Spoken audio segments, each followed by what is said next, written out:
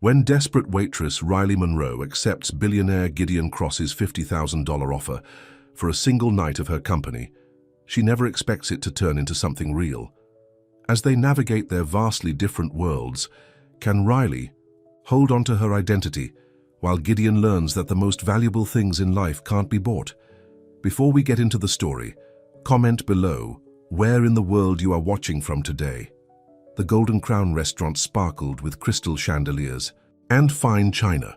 Gideon Cross sat alone at his usual corner table, watching without interest, as waiters rushed around with expensive champagne and gourmet dishes. Tonight was his 35th birthday, but he felt nothing. Just another day in a life filled with everything money could buy and nothing that truly mattered. "Would you like to see the dessert menu, Mr. Cross?" asked the maitre d', hovering nearby with practiced deference.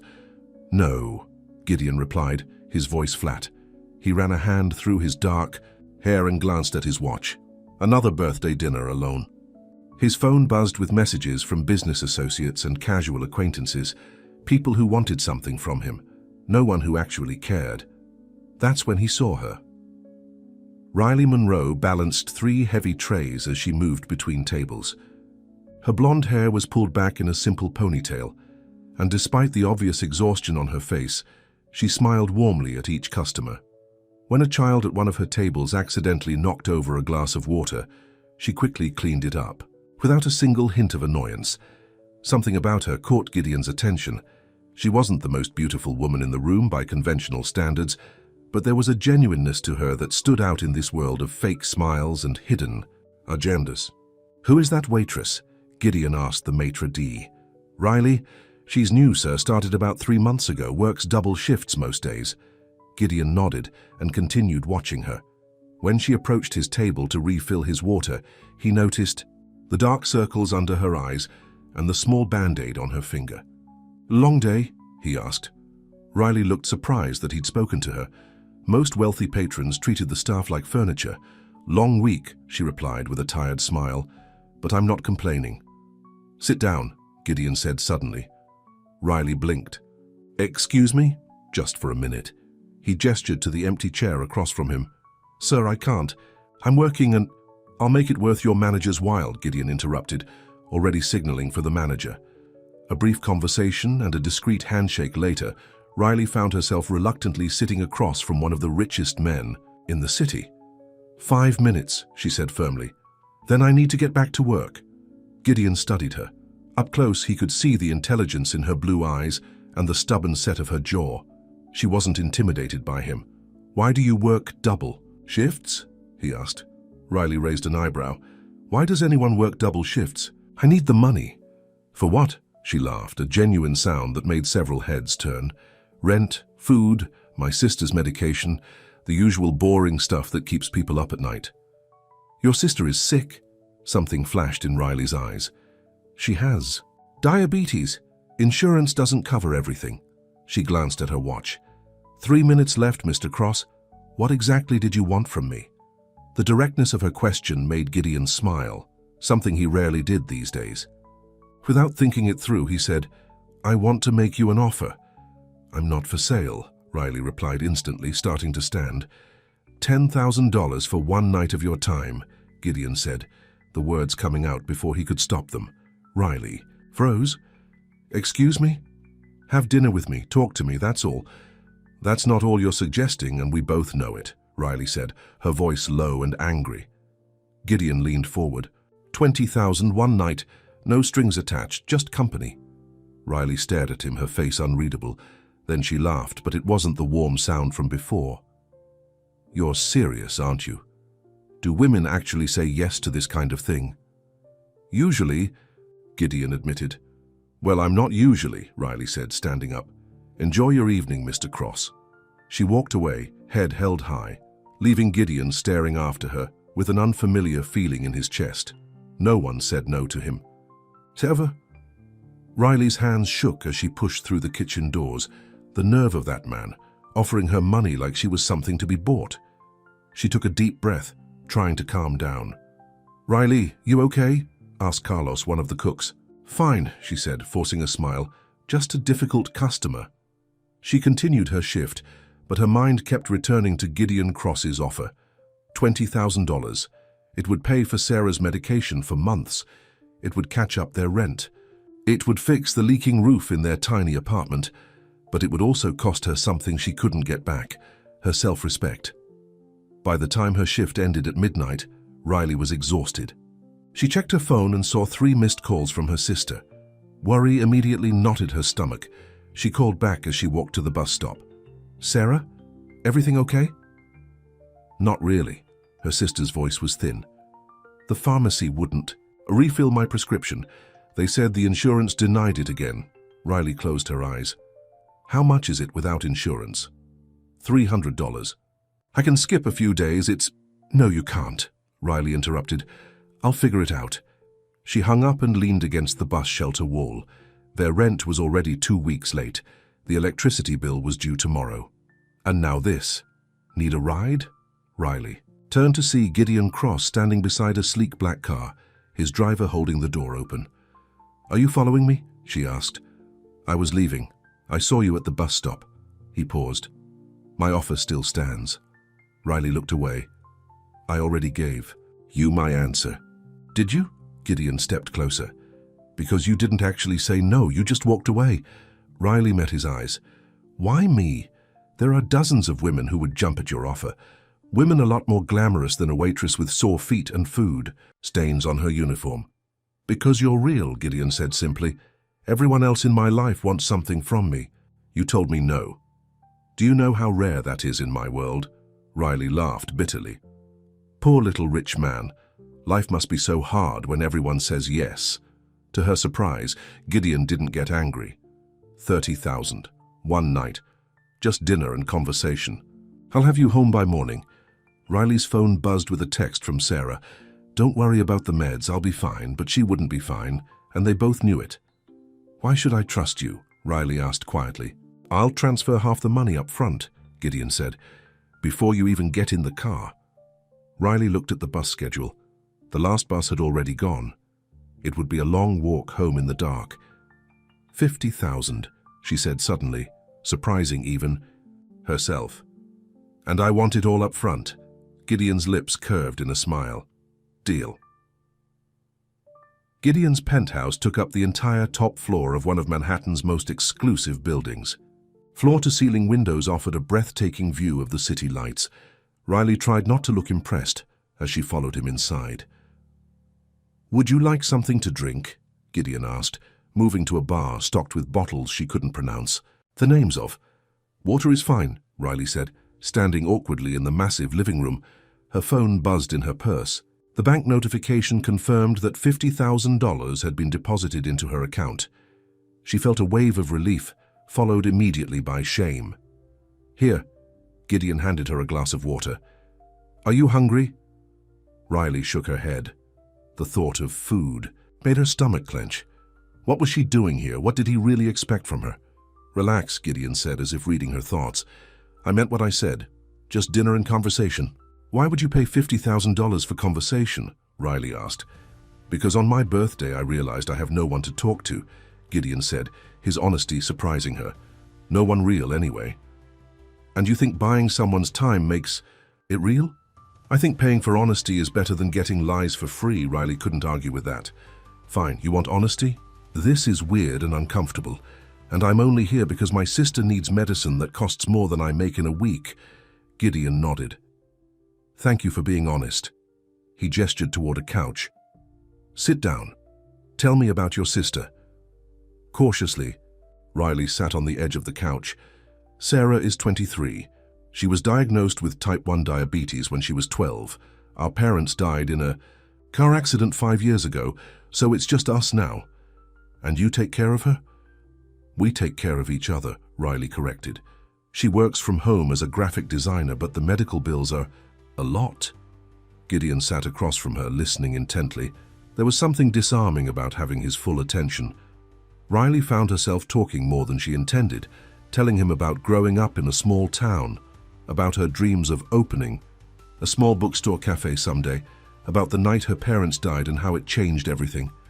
"Your turn," she said finally. "Tell me something real about Gideon Cross." He was quiet for a moment. I haven't celebrated my birthday since I was 10. That was the last one before my father went to prison for fraud. After that, my mother remarried quickly. My stepfather wasn't kind. Riley saw something flicker in his eyes, old pain carefully buried. Is that why you're alone tonight? On your birthday, she asked softly. I'm not alone now, he pointed out. You know what I mean. Gideon shrugged. Relationships are transactions. Everyone wants something. Like how you're paying me to be here, Riley said. At least we're honest about it. He smiled slightly. Most people pretend they want me for myself when all they really want is what I can give them. That sounds lonely, Riley said without thinking. Their conversation continued as the night deepened. Riley was surprised to find herself relaxing, even laughing at times. Gideon ordered food from a late-night restaurant he apparently owned, and they ate on the balcony under the stars. He told her about building his company from nothing, about the betrayals along the way, about the emptiness of success without anyone to share it with. Do you regret it? Riley asked. Trading relationships for success? Sometimes, Gideon admitted, but I didn't know there was another way. He looked at her intently. Until tonight. Riley felt her cheeks warm under his gaze. Don't do that. What? Look at me like that. Like this is something it isn't. And what is this exactly? Gideon asked, moving closer. Riley stood up, creating distance between them. A transaction, remember. That's what you said. Gideon followed, standing so close she could feel the heat of his body.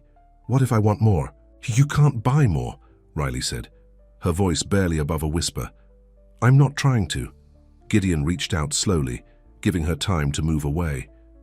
When she didn't, he brushed a strand of hair from her face.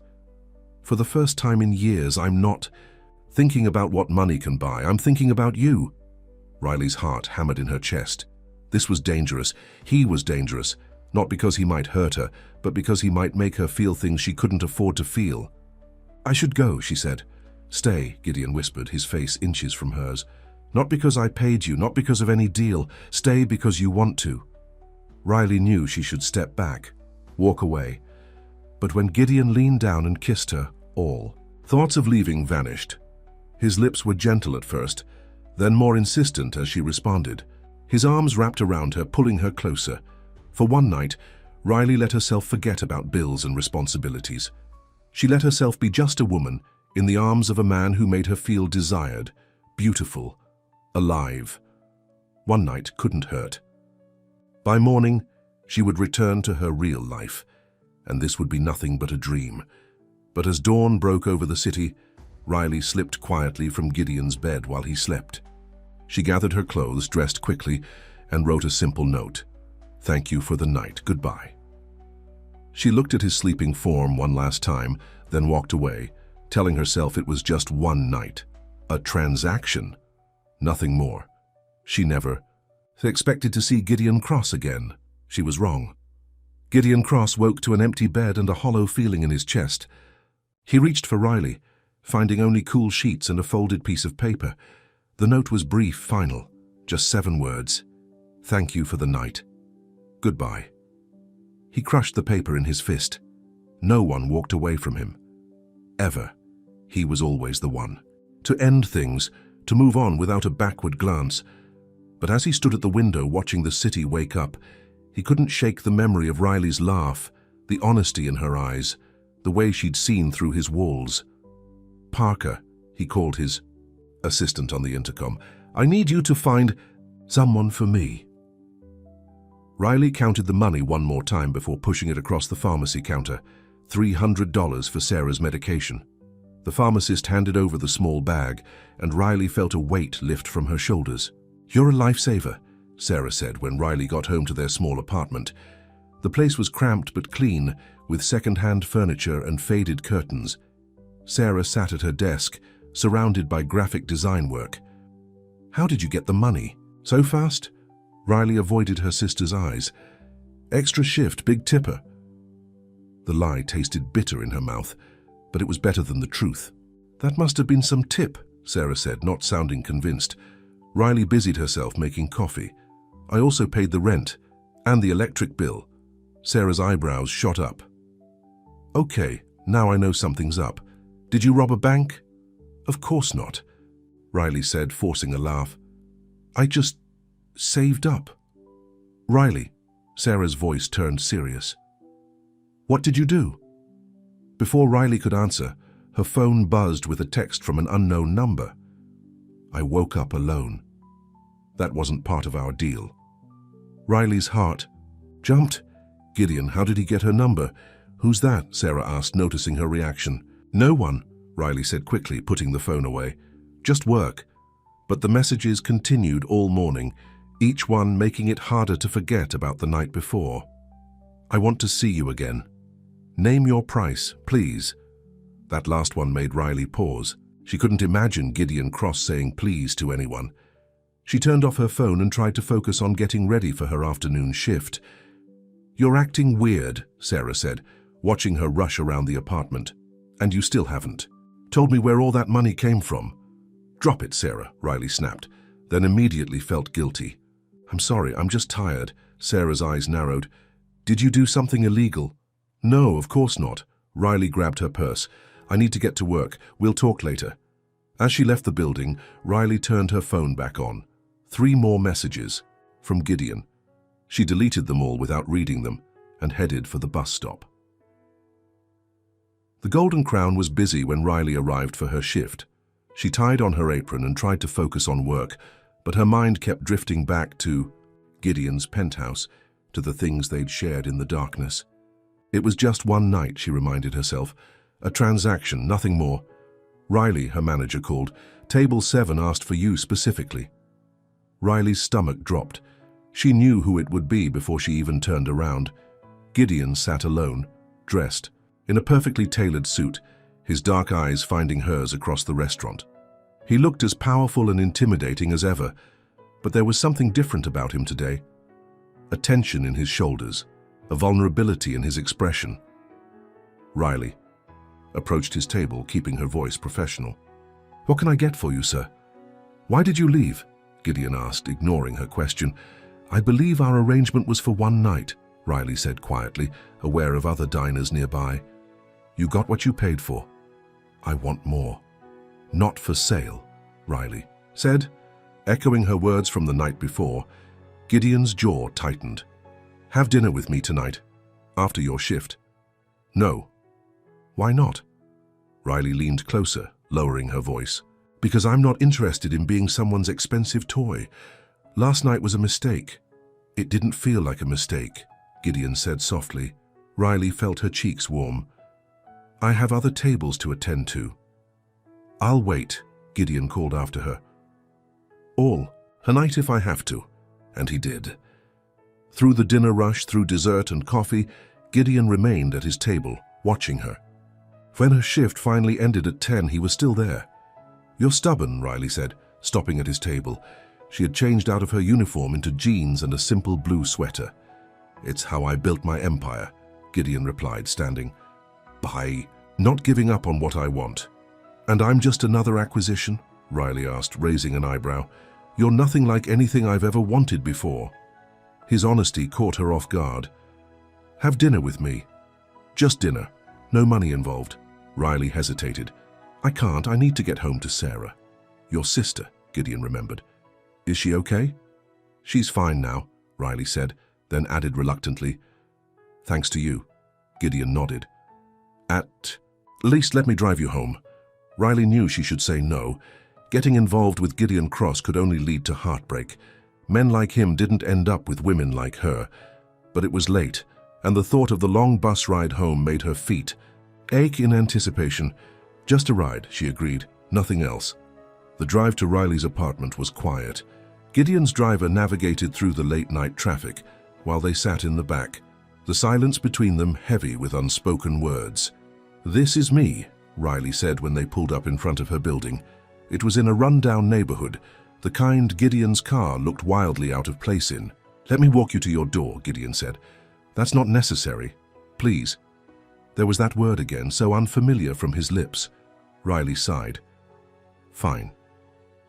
They climbed 4 flights of stairs because the elevator was perpetually broken. Riley was painfully aware of the peeling paint. The flickering hallway light, the stark difference between this building and Gideon's luxury penthouse. "This is it," she said, stopping at her door. "Thank you for the ride." Gideon stepped closer. "Riley, The door swung open suddenly, revealing Sarah. Her eyes widened at the sight of Gideon. "Sorry to interrupt," she said, her curious gaze moving between them. "But there's someone here to see you, Riley." Riley frowned. "Who?" She stepped inside to find Jason, her ex-boyfriend, sitting on their couch. He stood when he saw her, a bouquet of wilting flowers in his hand. "Riley," he said, his smile hopeful, "I've been trying to call you." "My phone was off," Riley said flatly. Jason had broken up with her 6 months ago when Sarah's medical bills had become too much drama for him. Seeing him now, with his cheap flowers and practiced smile, made her realize how different he was from Gideon. "Who's this?" Jason asked, noticing Gideon in the doorway. "Gideon Cross," Gideon introduced himself, extending a hand that Jason reluctantly shook. "A friend of Riley's?" Jason's eyes narrowed. "Cross, as in Cross Industries?" "The same," Gideon confirmed. Jason looked at Riley with new interest. "You never mentioned you had such influential friends." "It's recent," Riley said, annoyed by his transparent reaction. "What do you want, Jason?" "To talk," he said. "Privately." Riley sighed. "Gideon, thank you for the ride. I'll see you around." It was a dismissal, and they both knew it. Gideon's expression hardened slightly, but he nodded. "Of course." "Good night, Riley, Sarah." He gave Jason a cold look before leaving. As soon as the door closed, Jason whistled. "Gideon Cross, how did you manage that?" "None of your business," Riley said. "Why are you here?" "I miss you," Jason said, stepping closer. "I made a mistake breaking up with you. I want us to try again." 6 months ago, those words would have meant everything to her. Now they rang hollow. "No," Riley said simply. Jason blinked, surprised. "Just like that?" "We were together for 2 years, Riley. Don't throw that away." "You threw it away," Riley reminded him, "when things got tough." "I was stressed. I wasn't thinking clearly." Jason ran a hand through his hair. "Look, I heard you paid your rent and Sarah's medical bills. Are you in some kind of trouble? Is that why you're hanging around a guy like Cross?" "That's none of your business," Riley repeated. "It is if you're doing something illegal," Jason insisted, "or something you'll regret." "The only thing I regret is wasting 2 years on someone who abandoned us when we needed him most," Riley said, her voice rising. "Please leave." "Riley." "She asked you to leave," Sarah said firmly, opening the door. Jason looked between them, then shook his head. "Fine, but this isn't over." He dropped the flowers on the coffee table and left. As soon as the door closed, Sarah turned to Riley with wide eyes. "Gideon Cross. The Gideon Cross. What's going on, Riley?" Riley sank onto the couch. "It's complicated. I'm a smart girl. Try me." Riley took a deep breath. Then she told her sister everything. The offer at the restaurant, the night at his penthouse, the money. Sarah listened without interrupting, her expression unreadable. When Riley finished, she was quiet for a long moment. "So, let me get this straight," Sarah finally said. "You spent the night with an incredibly hot billionaire who is now pursuing you because he genuinely likes you, and you're treating this like it's a problem." Riley blinked. "Did you miss the part where he paid me?" "No, I heard that part. I also heard the part where he wants to see you again. No money involved." Sarah sat next to her sister. "Riley, you've spent the last 5 years taking care of me, putting your life on hold. Maybe it's time you let someone take care of you for a change." "He doesn't want to take care of me," Riley argued. "Men like Gideon don't end up with women like me. I'm a novelty to him, something different. Once he gets bored, he'll move on." "Maybe," Sarah conceded. "Or maybe he sees what I see, someone worth fighting for." Riley shook her head. "It doesn't matter. After tonight, I doubt he'll call again." Saikas, Gideon stared at the reports on his desk without seeing them. All he could think about was Riley, standing in that tiny apartment with her ex-boyfriend, the look on her face when she'd dismissed him, the wounded pride that had followed him home. No woman had ever affected him this way. No woman had ever made him feel both powerful and powerless at the same time. His door opened, and his brother Marcus walked in without knocking. At 38, Marcus was the more serious of the Cross brothers, the one who handled the legal side of their empire. "You missed the Preston meeting," Marcus said, dropping into the chair across from Gideon. "What's going on with you? You never miss meetings." "I was busy," Gideon said vaguely. Marcus raised an eyebrow. "With what? Or should I say who?" Gideon gave his brother a hard look. "Don't start." "Too late," Marcus replied. "Parker told me you had him tracking down some waitress. Please tell me this isn't another one of your distractions." "She's not a distraction." Marcus studied him. "My God, you're serious about her?" "I don't know what I am," Gideon admitted. "She's different." "Different how?" "She walked away from me," Gideon said. "From my money. No one does that." Marcus laughed. "So you're interested because she rejected you? That's healthy." "It's more than that," Gideon insisted. "When I'm with her, I feel real." Marcus's expression softened. "Gideon, we've been down this road before. Remember Victoria, the kindergarten teacher you were so sure was different, until she sold her story to the tabloids and walked away with a book deal." Gideon winced at the memory. "Riley's not like that." "You thought the same about Victoria, and Sophia before her." Marcus leaned forward. "Our world is different, Gideon. People see dollar signs when they look at us, not men. Accept it." "Maybe I'm tired of accepting it," Gideon said quietly. Marcus sighed. "Just be careful. We're announcing the Parker merger next week. The last thing we need is some gold digger scandal distracting from that." Gideon's jaw tightened. "Riley is not a gold digger." "If you say so," Marcus said, clearly unconvinced. He stood to leave, then paused. "Oh, and Mother called. She and Edward are back from Europe. They expect us for dinner Friday night." Gideon groaned. Dinner with his mother and stepfather was the last thing he wanted. "Tell her I'm busy." "Tell her yourself," Marcus replied. "I'm not your secretary." After Marcus left, Gideon sat in silence, thinking. Then he picked up his phone and sent a text to Riley. "I'm sorry about tonight, let me make it up to you. Dinner tomorrow, just dinner." He waited, but no reply came. Riley was exhausted. After a double shift at the restaurant, all she wanted was a hot shower and sleep. But as she climbed the stairs to her apartment, she found Jason waiting outside her door. "Not now, Jason," she said wearily. "Just hear me out," he pleaded. 5 minutes, Riley sighed. "Fine, 5 minutes." She let them into the apartment. Sarah was out with friends, so they had the place to themselves. "I've been doing a lot of thinking," Jason began. "About us, about what went wrong. You left when things got hard," Riley said bluntly. "That's what went wrong." "I was scared," Jason admitted. "The medical bills, the stress, it was a lot, but I've changed." Riley shook her head. "People don't change that much." "They can," Jason insisted, "when they realize what they've lost." He took her hands in his. "We were good together, Riley. We can be again." Riley gently pulled her hands away. "I don't feel that way anymore, Jason." "Is it because of him? Cross?" Jason's voice hardened.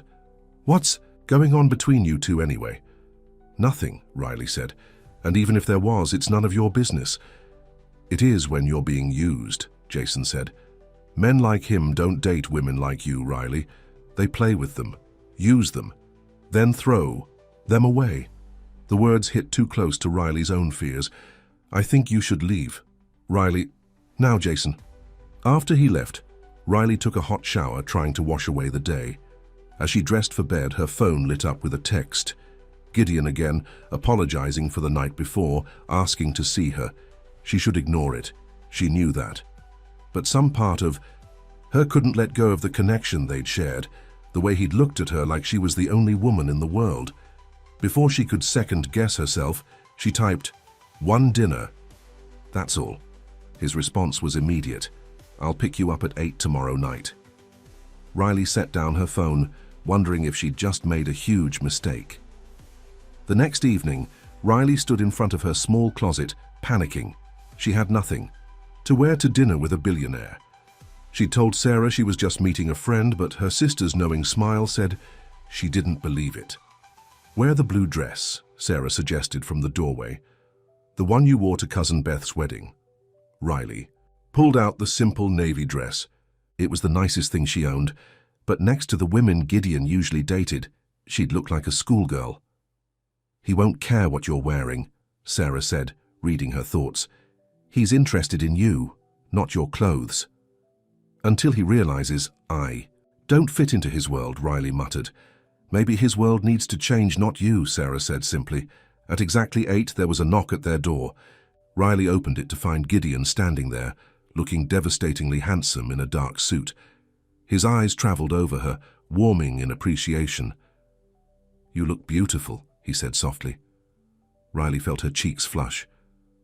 "Thank you. Let me grab my purse." As they walked to his car, Riley felt the eyes of her neighbors watching. Gideon Cross in this neighborhood was like a peacock among pigeons, impossible to miss. "Where are we going?" she asked, as his driver pulled away from the curb. "You'll see," Gideon replied with a small smile. They drove into the city, but instead of heading toward the upscale restaurants Riley expected, they turned into a quiet neighborhood she didn't recognize. They stopped in front of a small Italian restaurant with checkered tablecloths visible through the windows. "What is this place?" Riley asked as Gideon helped her from the car. "My favorite restaurant in the city," Gideon said. "The one place I can go where no one cares who I am or how much money I have." Inside, they were greeted warmly by an elderly man who hugged Gideon like a son. "Gideon, it's been too long." "Hello, Antonio," Gideon said, returning the embrace. "This is Riley." Antonio kissed Riley's hand with old-world charm. "Any friend of Gideon's is family here. Come, I have your table ready." He led them to a corner booth, private but cozy. The restaurant was simple but charming, filled with the delicious smells of homemade pasta and sauce. "I've been coming here since college," Gideon explained once they were seated. "Before I had any money, Antonio used to let me wash dishes in exchange for meals." Riley looked at him in surprise. "You wash dishes?" Gideon nodded. "I worked my way through college. My stepfather refused to pay, said I needed to learn the value of $1. His smile was ironic. "It's probably the only useful thing he ever taught me." As they ate Antonio's incredible food, Riley found herself relaxing. This wasn't the Gideon from the business magazines, the cold, powerful CEO. This was the man she'd glimpsed that night, in his penthouse. Thoughtful, complex, surprisingly vulnerable. "Why me, Gideon?" she asked finally. "You could have any woman in New York. Why are you pursuing a waitress who lives in a 4th-floor walk-up?" Gideon was quiet for a moment.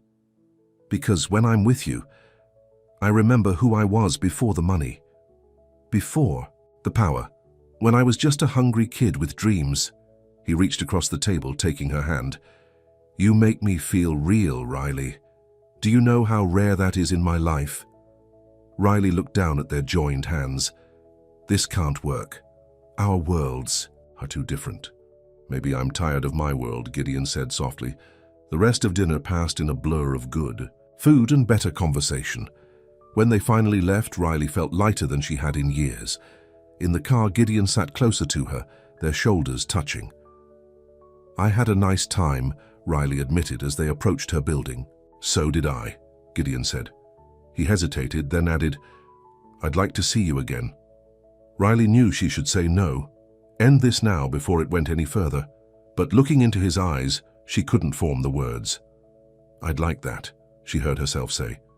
Instead, Gideon's smile was like the sun breaking through clouds. He walked her to her door, where he leaned down slowly, giving her time to pull away. When she didn't, he kissed her softly, a kiss full of promise and possibilities. "Good night, Riley," he whispered against her lips. "Good night," she replied, her voice unsteady. Inside, she leaned against the closed door, her heart racing. She was falling for Gideon Cross, and that terrified her more than anything, because men like him didn't fall in love with women like her, did they? The next 2 weeks passed in a whirlwind for Riley. Every evening after her shift, Gideon would be waiting, sometimes in his car, sometimes at a table in the restaurant. They went to small, out-of-the-way places where they could talk without being recognized. He took her to a hidden jazz club, a rooftop garden, a tiny bookstore that stayed open late just for them. Each night ended the same way, a kiss at her door that left her wanting more, but Gideon never pushed for anything else. It was as if he was determined to prove this wasn't just about physical attraction. "You seem happy," Sarah commented one morning as Riley hummed while making coffee. "It's nice to see," Riley smiled. "I am happy. He's not what I expected." "When do I get to meet him properly?" Sarah asked. "A 5-second introduction in our doorway doesn't count." "Soon," Riley promised. "It's still new. I don't want to rush things." The truth was, Riley was afraid to let her two worlds collide. What if Gideon saw how ordinary her life really was and lost interest? What if Sarah got attached to him, only for him to disappear when the novelty wore off? Her phone buzzed with a text from Gideon. "Dinner tonight. I have something special planned." Riley smiled as she replied, "Yes, see you at 8. That evening, Gideon's driver took them to the outskirts of the city. They pulled up to what looked like an abandoned warehouse. "Where are we?" Riley asked, confused. Gideon smiled mysteriously. "You'll see." Inside, the warehouse had been transformed into a magical space. Twinkling lights hung from the ceiling like stars. In the center of the vast room was a single table set for dinner, a small dance floor, and a quartet of musicians playing soft music. "What is all this?" Riley asked, breathless. "Our own private restaurant," Gideon said, taking her hand. "No prying eyes, no interruptions, just us." A private chef served them a gourmet meal while the musicians played. After dinner, Gideon led Riley to the dance floor, pulling her close as they swayed to the music. "You didn't have to do all this," Riley said softly. "I wanted to," Gideon replied. "I wanted one perfect night with you before—" Riley pulled back slightly to look at him. "Before what?" Gideon's expression turned serious. "Before reality intrudes. There's a business dinner Friday night. Very important clients. I'd like you to come with me." Riley tensed. A business dinner meant Gideon's world. Wealthy people, powerful connections, a world where she didn't belong.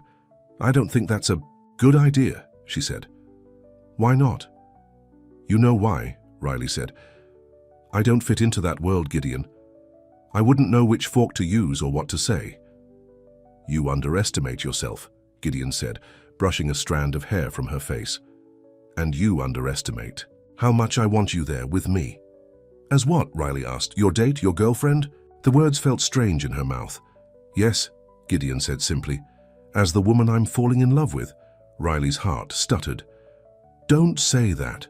"Why not? It's the truth." Gideon's eyes held hers, intense and honest. "I've never felt this way about anyone, Riley. Never." "You barely know me," Riley protested. "I know enough," Gideon replied. "I know you're kind and brave and stubborn. I know you'd sacrifice anything for the people you love. I know I think about you every minute we're apart." He leaned down, kissing her with a passion that made her dizzy. Riley felt herself responding, her body melting against his. When they finally broke apart, they were both breathless. "Come to the dinner," Gideon said. "Please." Riley knew she should say no, but looking into his eyes, she couldn't refuse. "Okay." Riley stared at her reflection in the mirror, hardly recognizing herself. The dress Gideon had sent over was a deep emerald green that made her eyes look greener and her skin glow. It was simple but elegant, exactly her style, only much more expensive than anything she'd ever owned. "You look like a princess," Sarah said from the doorway. "I feel like an imposter," Riley admitted. Sarah came to stand behind her. "You're not the imposter. They are. All those rich people pretending their money makes them better than everyone else." She squeezed Riley's shoulders. "You're real. That's why he loves you." "He doesn't love me," Riley said automatically. Sarah raised an eyebrow. "Keep telling yourself that." The doorbell rang and Riley's stomach flipped. "That's him." "Go get him, Tiger," Sarah said with a grin. When Riley opened the door, Gideon's expression made all her nerves disappear. He looked at her like she was the most beautiful woman he'd ever seen. "You take my breath away," he said softly. Riley blushed. "The dress helped." "It's not the dress," Gideon said, taking her hand. "It's you." The business dinner was at an exclusive restaurant atop one of Manhattan's most prestigious hotels. As they rode the elevator, Riley felt her anxiety return. "These people are important to you," she said. "Yes," Gideon admitted. "The Parker merger could double the size of Cross Industries." He squeezed her hand. "But you're more important." "What? If I embarrass you?" Gideon turned to face her. "That's not possible. Just be yourself, Riley. That's all I want."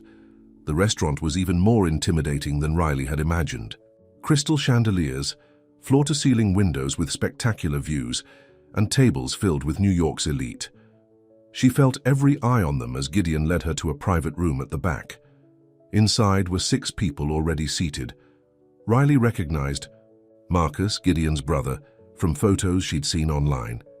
Next to him was a striking woman with sharp eyes who must be Vanessa, his wife.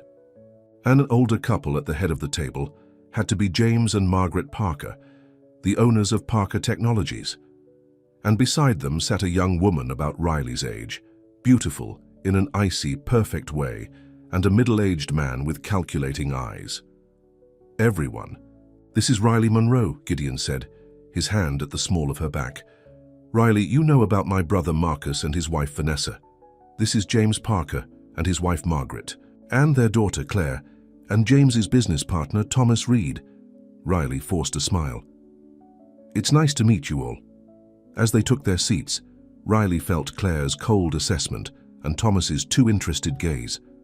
Marcus looked suspicious, and Vanessa's smile didn't reach her eyes. Only the Parkers seemed genuinely welcoming. "So, Riley," Vanessa said as the first course was served, "Gideon tells us you work at the Golden Crown as a waitress, is that right?" Her tone made the job sound like something shameful. Riley felt Gideon tense beside her. "Yes," Riley said, lifting her chin, "for about a year now." "How quaint," Vanessa said with a thin smile. "And what did you do before that?" "I worked at a bookstore while putting myself through college," Riley said. "I have a degree in English literature." "Fascinating," Thomas said, leaning forward. "And how exactly did you and Gideon meet?" Before Riley could answer, Gideon cut in. "Riley was kind enough to keep me company on my birthday when everyone else was too busy." His pointed look at Marcus spoke volumes. "Well, we're delighted to meet you," Margaret Parker said warmly. "It's about time Gideon found someone special." "Mother," Claire said sharply, "we don't know that they're serious."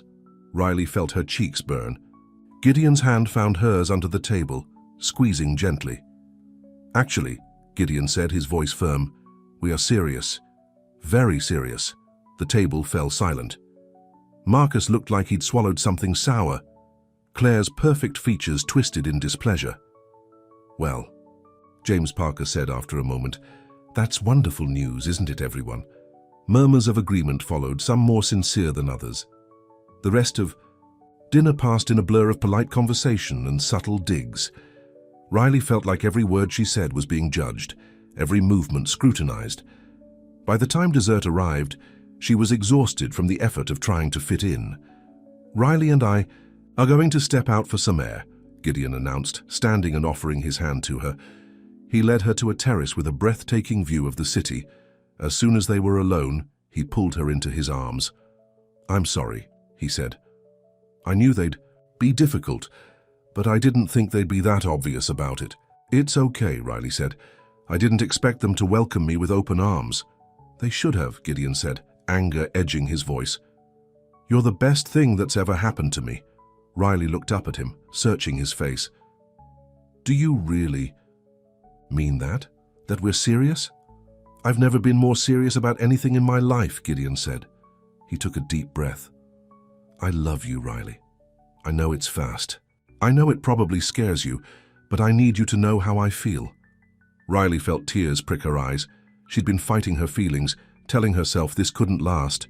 But standing here in his arms, she couldn't deny the truth anymore. "I love you too," she whispered. "And yes, it terrifies me." Gideon's kiss was gentle at first, then deepened with a hunger that matched her own. When they finally pulled apart, they were both breathing hard. "We should go back inside," Riley said reluctantly. "Let them wait," Gideon replied, kissing her again. But their moment was interrupted by the terrace door opening. Claire Parker stood there, her expression cold. "Father is asking for you, Gideon," she said. The Parker merger won't negotiate itself after all. Gideon's jaw tightened. We'll be right there. After Claire left, Riley straightened her dress. She doesn't like me very much. Claire doesn't like anyone who threatens her plans, Gideon said. She's been trying to secure a business alliance through marriage for years. First with Marcus, then with me when he married Vanessa. She wants to marry you? Riley asked, surprised. She wants her father's company to merge with Cross Industries, Gideon corrected. Marriage would just be the most secure way to ensure that happens. Riley felt a chill that had nothing to do with the night air. And what do you want? Gideon took her face in his hands. You, only you. Back inside, the atmosphere had shifted. James Parker was discussing the merger details with Marcus while the others listened. As Gideon and Riley returned to the table, James smiled. Ah, there you are, he said. We were just talking about the announcement party next week. Gideon, we'd be honored if you'd bring Riley as your date. Before Gideon could respond, Marcus cut in. Actually, the board thought it would be better if Claire accompanied Gideon. For business optics. Riley felt Gideon stiffen beside her. The board doesn't decide who I date, Marcus. No, but they do have a say in how the merger is presented to the public, Marcus replied smoothly. And having Claire and you present a united front would reassure the shareholders. I don't care about— It's fine, Riley interrupted, touching Gideon's arm. Really, I understand. Gideon looked at her, his eyes troubled. We'll discuss this later, he said to Marcus. The evening ended shortly after, with strained goodbyes and forced smiles. In the car, Gideon was quiet, his jaw set in anger. I'm sorry about tonight, he finally said. Don't be, Riley replied. I knew what I was walking into. They had no right to treat you that way, Gideon said, especially Marcus. And that thing about Claire attending the announcement party, that's not happening. Riley looked out the window at the passing city lights. Maybe it should. What? Gideon turned to her, shocked. This merger is important to you, Riley said. I don't want to be the reason it fails. It won't fail because I bring the woman I love to a party instead of someone the board thinks is more appropriate, Gideon said. But it might make things harder, Riley insisted. I saw the way they all looked at me, Gideon, like I didn't belong. They're wrong. Are they? Riley asked softly. We come from different worlds. Maybe we've been fooling ourselves thinking, this could work. Gideon took her hand, his grip almost painful. Don't say that. Don't let them get in your head. I'm trying, Riley said. But tonight was a preview of what our life would be like. Constant judgment. People always questioning why you're with me. I don't care what they think, Gideon said fiercely. But I do, Riley admitted. I don't want to be the reason your family and colleagues look at you differently. I don't want to damage your business relationships. None of that matters to me. It should, Riley said. You've worked too hard to build what you have. Gideon was quiet for a long moment. Then he said, Come home with me tonight. The request surprised her. Despite their growing closeness, they hadn't been intimate since that first night. I want to fall asleep with you in my arms, Gideon continued. I want to wake up with you beside me. No money, no deal, just us. Riley hesitated, then nodded. Yes. And the penthouse was exactly as Riley remembered it, luxurious, tasteful, with that incredible view of the city. But this time, she wasn't here because of a transaction. She was here because she wanted to be. Gideon disappeared into the bedroom and returned with one of his t-shirts. You can change into this, he said, unless you'd prefer something else. Riley shook her head, taking the shirt. This is perfect. In the bathroom, she carefully removed the beautiful dress and hung it up. She washed off her makeup and stared at her reflection. The woman looking back at her seemed different somehow, stronger, more confident, but also more vulnerable than ever before. When she emerged wearing just Gideon's t-shirt, she found him on the balcony, looking out at the night sky. He'd removed his tie and jacket, unbuttoned the top buttons of his shirt. He turned when he heard her, his eyes darkening at the sight of her in his clothes. You're beautiful, he said. Riley joined him, leaning against the railing. Thank you. For tonight. Even with the awkwardness, it was important for me to see that part of your life. And what did you see? Gideon asked. I saw a man everyone respects, Riley said honestly. I saw how hard you've worked to build something meaningful, and I saw people who are afraid I'll take that away from you. The only person who could take anything away from me is you, Gideon said. By leaving, Riley turned to face him. I'm not leaving. Not tonight, anyway. Gideon pulled her into his arms, kissing her with a passion that left no doubt about his feelings. Riley surrendered to it, letting the heat build between them. This time there was no transaction, no deal. Just a man and a woman who wanted each other.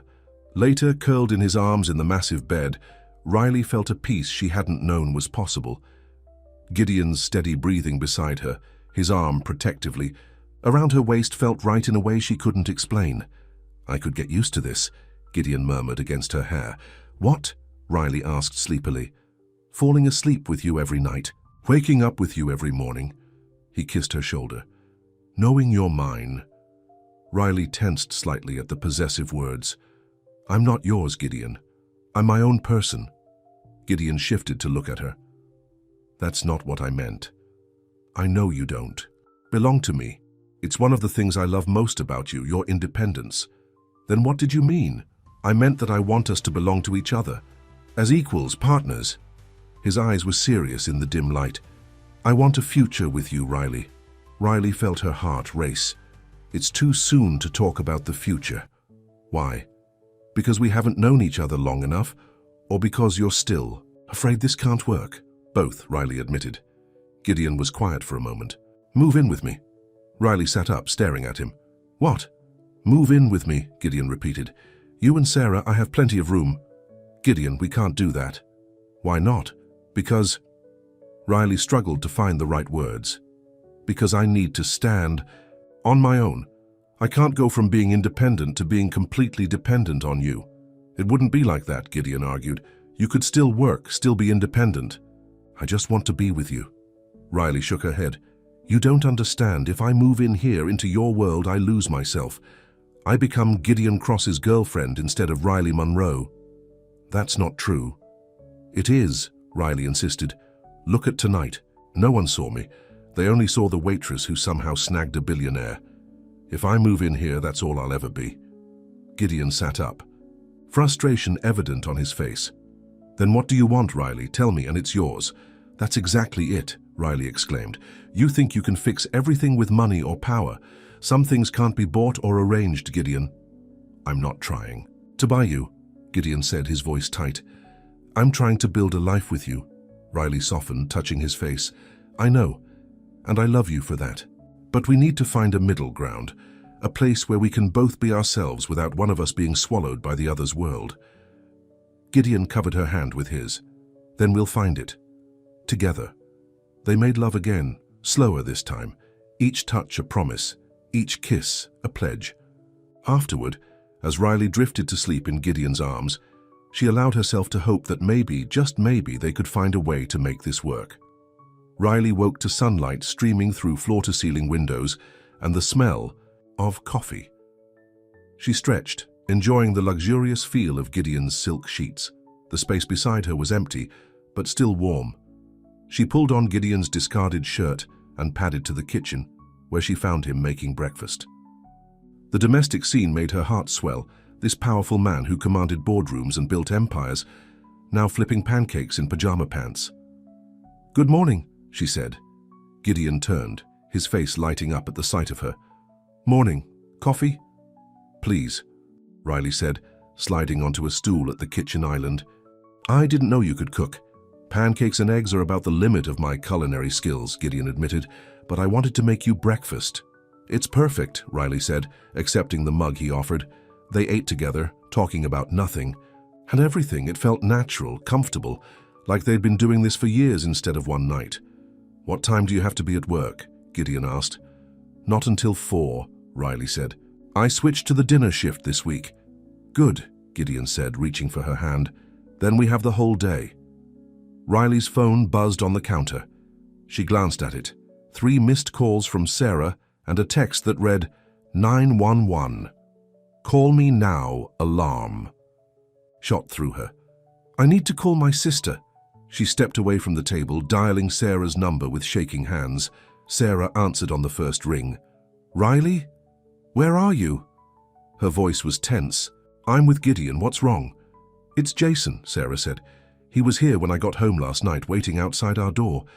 He was drunk, saying crazy things about you and Gideon." Riley's stomach dropped. "What kind of things?" "That you were selling yourself to him. That he was going to tell everyone unless you broke things off." Sarah's voice lowered. "He had pictures, Riley, of you going into Gideon's building that first night, of you leaving the next morning." Riley felt the blood drain from her face. "That's impossible. He couldn't have—" "He said he followed you that night," Sarah continued. "He saw you get into Gideon's car. He's threatening to go to the tabloids, Riley." "Oh, God," Riley whispered. "There's more," Sarah said. "He knows about the money. He showed me bank records. How did he get those? He's saying he has proof that Gideon paid you for services." Riley closed her eyes, feeling sick. The $50,000. The transaction would look exactly like what Jason was claiming. "Riley, are you still there?" "I'm here," Riley said, her voice hollow. "Are you okay? Did he hurt you?" "No, he just scared me. I called the police, but by the time they got here, he was gone." "Lock the doors," Riley said. "Don't let him in if he comes back. I'm coming home." "Be careful," Sarah said. "He's not stable, Riley."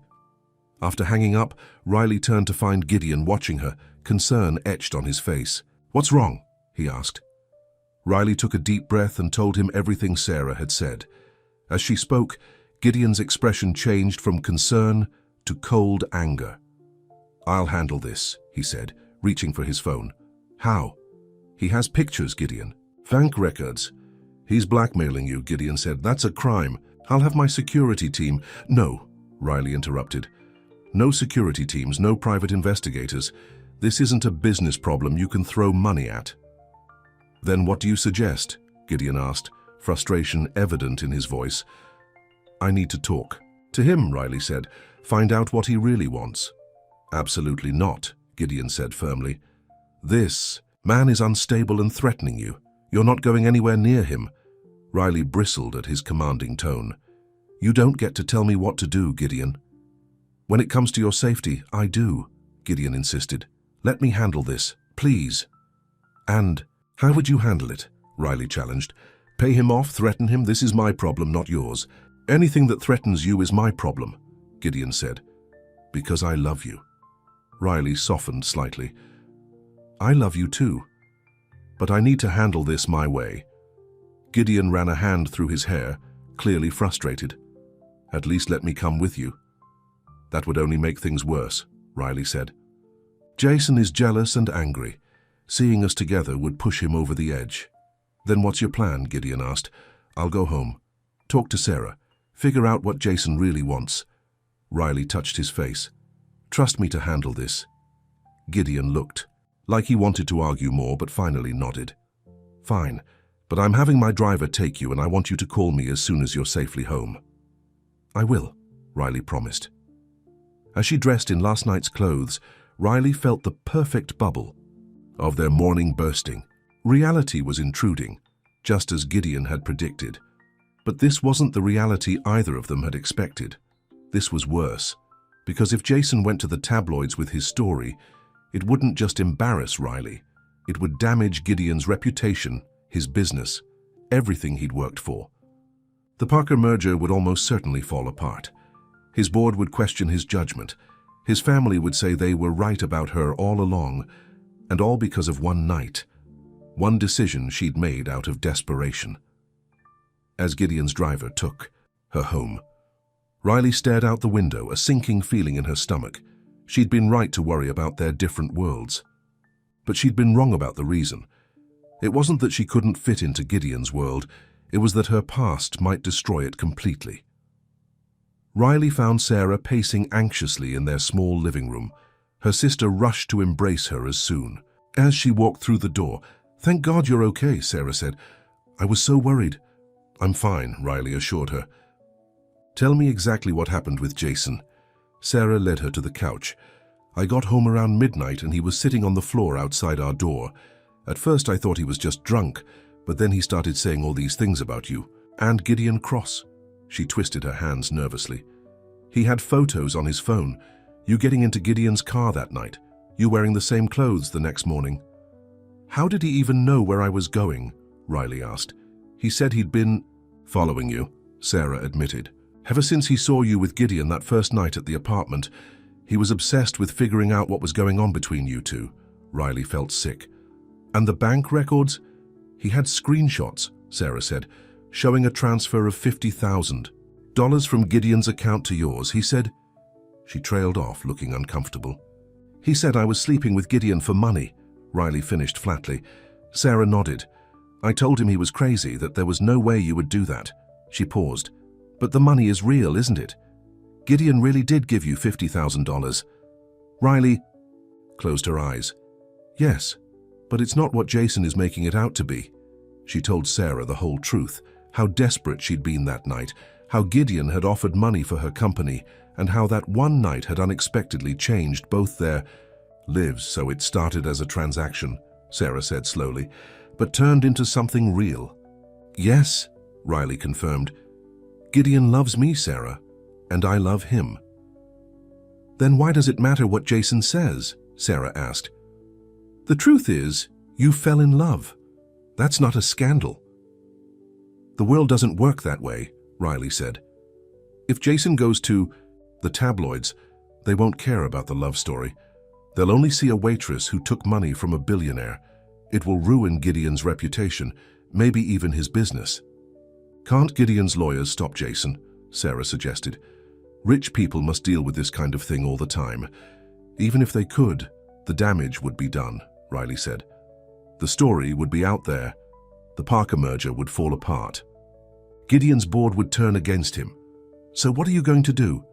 Before Riley could answer, her phone rang. It was Jason. "Perfect timing," she muttered and answered the call. "What do you want, Jason?" "To talk," he said. His voice was steadier than Sarah had described, which meant he'd sobered up. "In person. Just you and me." "I don't think that's a good idea." "It's either me or the tabloids, Riley," Jason said coldly. "Your choice."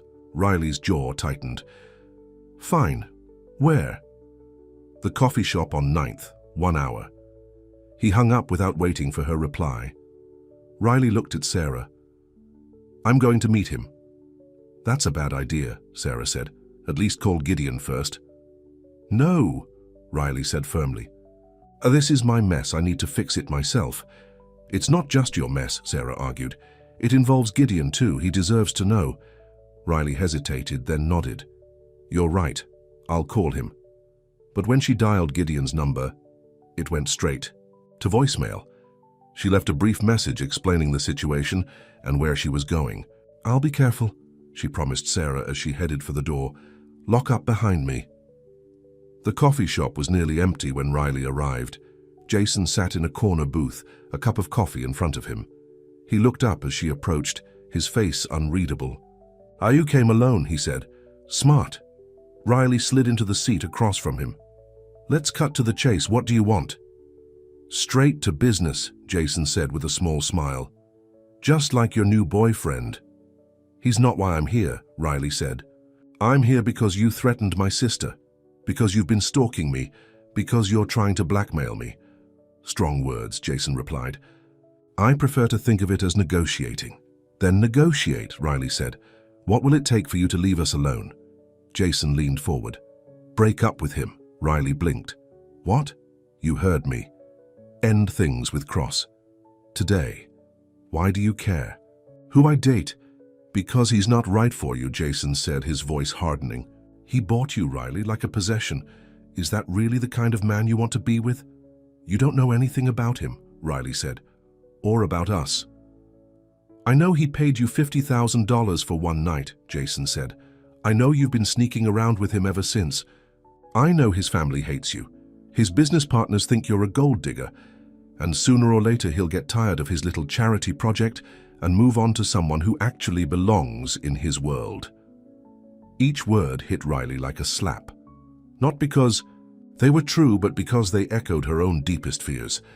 "And I'm supposed to believe you care about my welfare?" she asked. "I care about you," Jason insisted. "I made a mistake breaking up with you. I see that now." Riley laughed bitterly. "So this is about getting me back?" You think threatening me, threatening Gideon, is the way to my heart. It's about saving you from making a bigger mistake, Jason said. You and I make sense, Riley. We come from the same world. We understand each other. This thing with Cross, it's a fantasy. It can't last. Hey, you don't get to decide that, Riley said, and you don't get to decide who I love. So you love him, Jason said, his expression darkening. After what?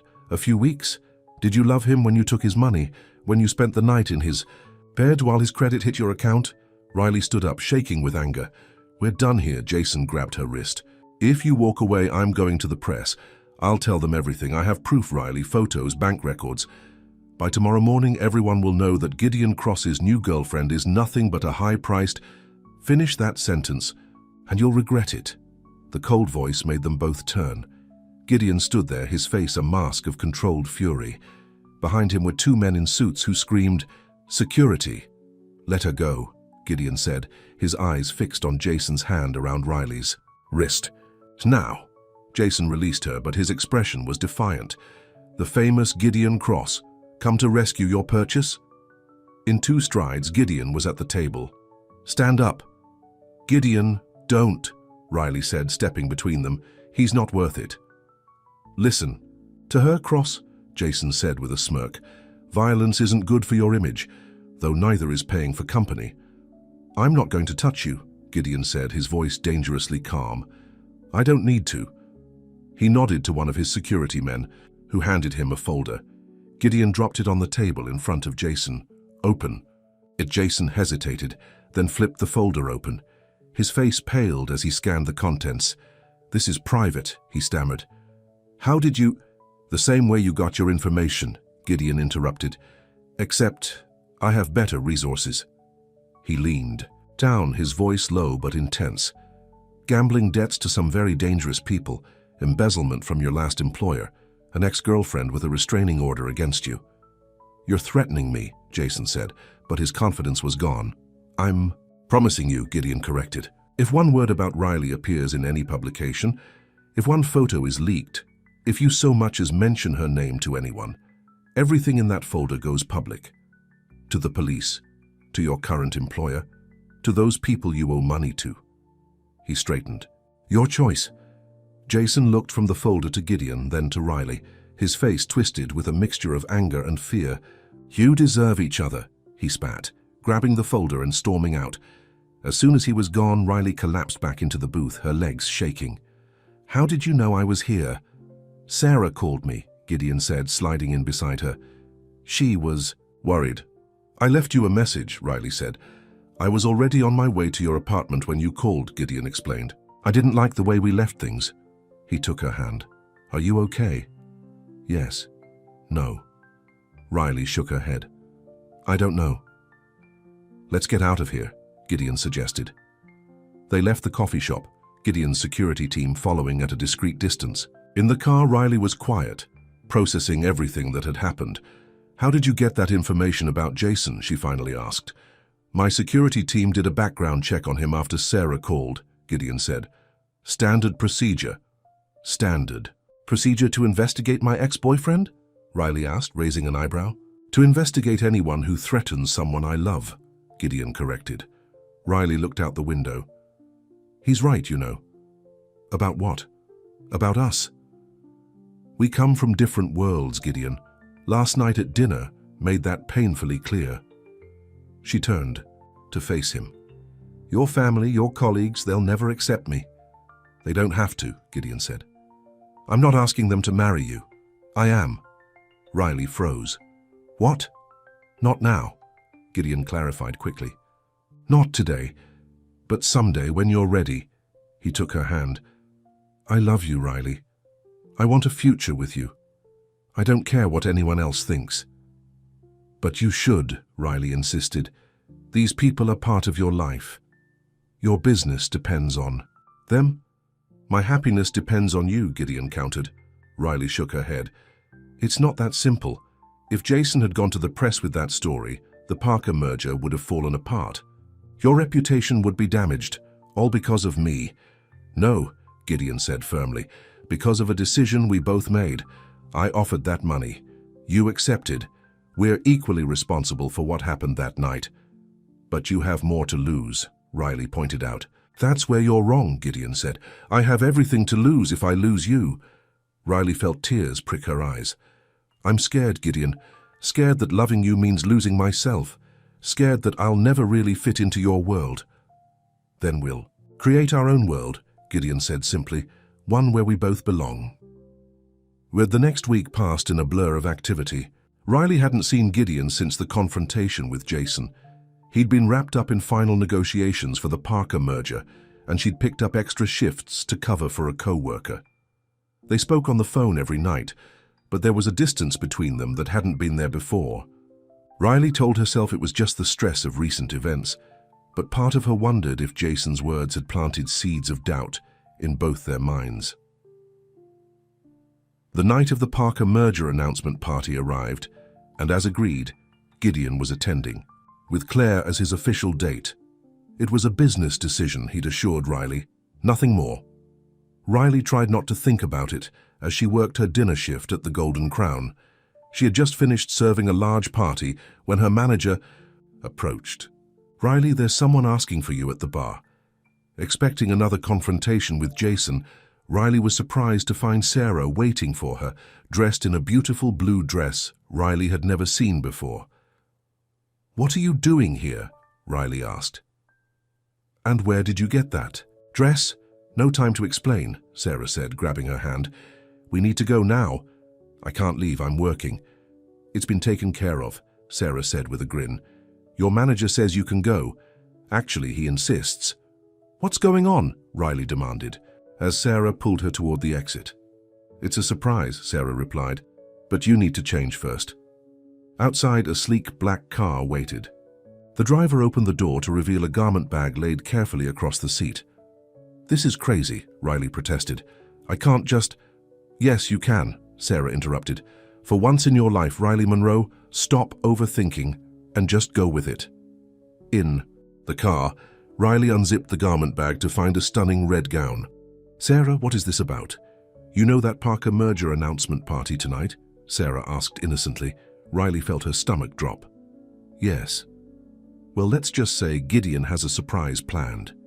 He said he was going with Claire, Riley said. Confusion evident in her voice. That was the plan, Sarah agreed, but plans change. Before Riley could ask more questions, they arrived at an upscale hotel. Sarah hurried her inside and up to a suite where a hairstylist and makeup artist were waiting. I don't understand, Riley said, as they went to work, transforming her from waitress to red carpet ready. You will, Sarah promised. An hour later, Riley barely recognized herself in the mirror. The red dress fit perfectly, highlighting her curves without being too revealing. Her hair was swept up in an elegant updo, and her makeup enhanced her natural beauty without being overdone. You look amazing, Sarah said, tears in her eyes. Like a princess. I feel like I'm in a fairy tale, Riley admitted, but I still don't know why. Because Gideon wants everyone to see you the way he sees you, Sarah replied. Beautiful, strong, worthy. Riley's heart pounded as they took the elevator down to the hotel's grand ballroom where the announcement party was being held. At the entrance, a security guard checked their names against a list, then nodded them through. The ballroom was packed with New York's elite, business leaders, socialites, even a few celebrities. A string quartet played softly in one corner, while waiters circulated with champagne and hors d'oeuvres. There he is, Sarah whispered, nodding toward the center of the room. Gideon stood on a small stage beside James Parker, both men looking polished in expensive tuxedos. Marcus was nearby along with the rest of the Cross Industries board. Claire Parker stood at her father's side, beautiful in a silver gown, her expression serene. As Riley watched, James Parker stepped to the microphone. Ladies and gentlemen, thank you for joining us on this momentous occasion. The merger of Parker Technologies and Cross Industries represents not just a business alliance, but a vision for the future. Riley hung back, not wanting to disrupt the formal proceedings. She still didn't understand why Sarah had brought her here. Before we sign the final documents, James continued, Gideon Cross has asked to say a few words. Gideon took the microphone, his eyes scanning the crowd. When he Spotted Riley, his whole face lit up. "Thank you all for being here tonight," he began. "This merger has been months in the making, and I'm proud of what our companies will achieve together." He paused.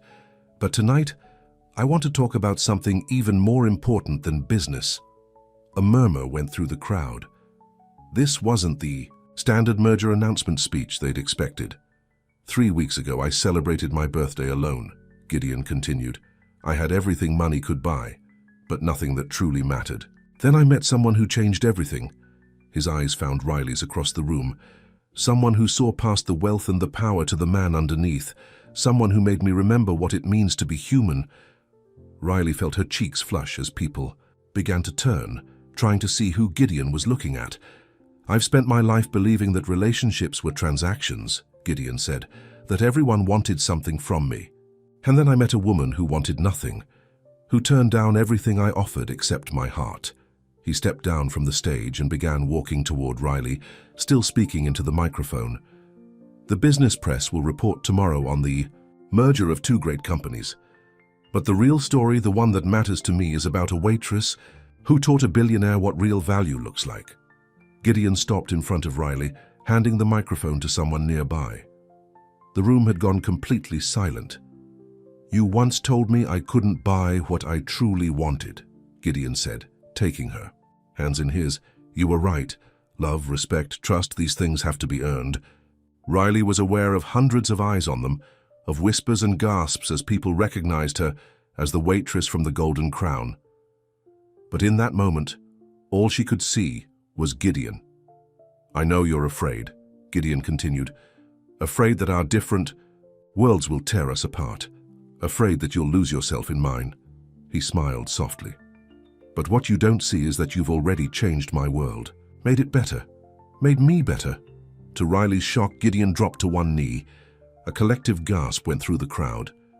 "I'm not asking you to fit into my world," Gideon said, pulling a small velvet box from his pocket. "I'm asking if you'll build a new one with me, together." He opened the box to reveal a beautiful but modest diamond ring, elegant without being ostentatious, perfect for Riley. "Riley Monroe, I love you," Gideon said, his voice steady and sure. "Will you marry me?" Riley felt tears streaming down her cheeks. Every fear, every doubt seemed to fade away in the face of Gideon's love. This man who could have anyone wanted her, not for one night, but forever.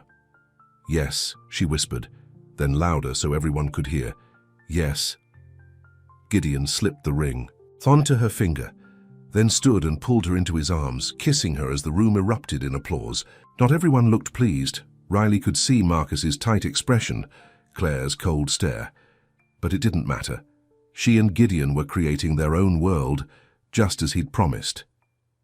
As Gideon led her back toward the stage, Riley caught sight of Sarah, beaming with tears in her eyes. Next to her stood James Parker, who was watching the scene with a surprisingly warm smile. "Ladies and gentlemen," Gideon announced when they reached the stage, "I'd like to introduce you to my fiancée, Riley Monroe, the woman who taught me that the most valuable things in life can't be bought." James Parker stepped forward, extending his hand to Riley. "Welcome to the family, my dear," he said, loud enough for those nearby to hear. It's about time Gideon found someone who sees him for who he really is. His public acceptance set the tone for the rest of the evening. People who had been ready to snub Riley now approached with congratulations. Marcus still looked unhappy, but Vanessa surprised Riley by offering a tentative olive branch. "I misjudged you," she admitted quietly during a private moment. "I thought you were after his money."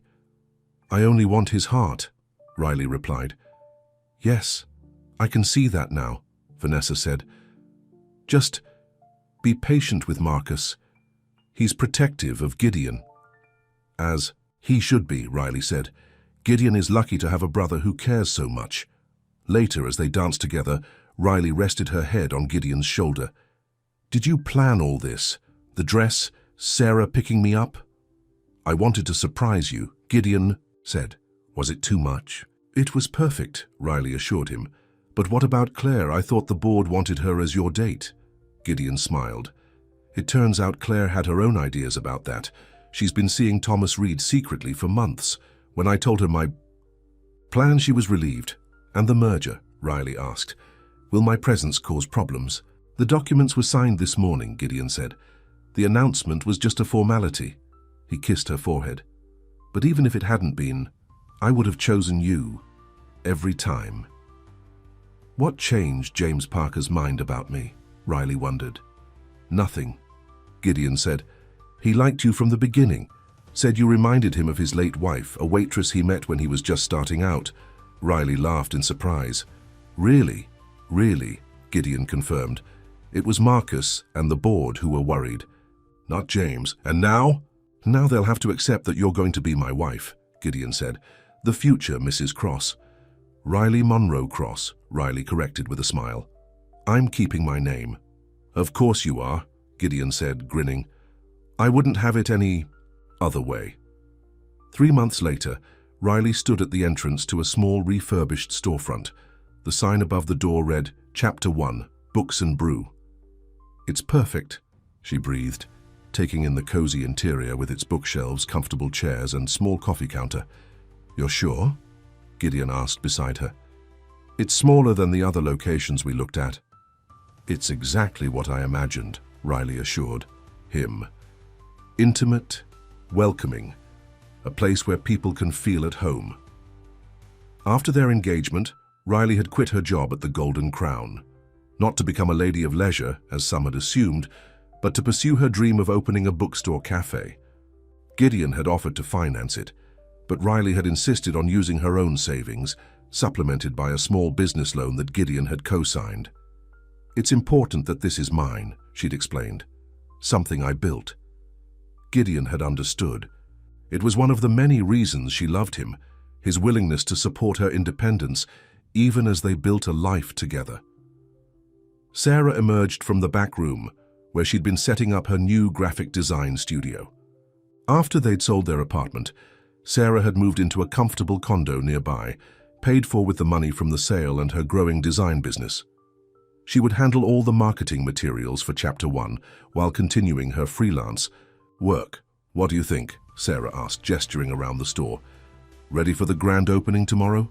"As ready as I'll ever be," Riley said, feeling a mixture of excitement and nerves.